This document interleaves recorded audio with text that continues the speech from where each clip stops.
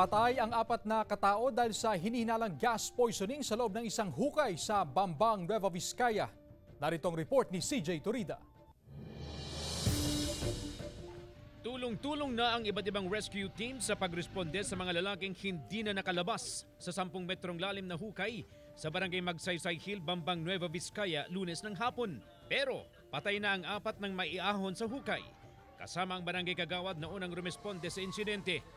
Duda ang pulis na pakay nila ang pagkukay ng balon para sa tubig. And according dun sa mga nag-rescue na mga personnel ng mining company, lumalabas na parang nag-rescue hunting. Isa naman si Marlon Siopon sa mga sumubok iligtas ang mga biktima. Pero siya mismo ay nawalan ng malay pababa sa tunnel.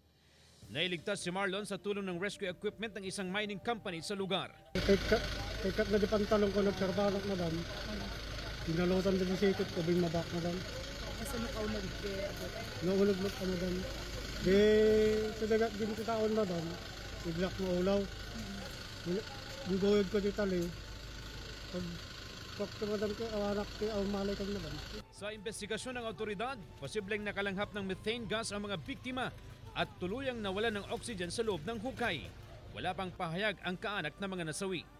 CJ Turida, One North Central Luzon.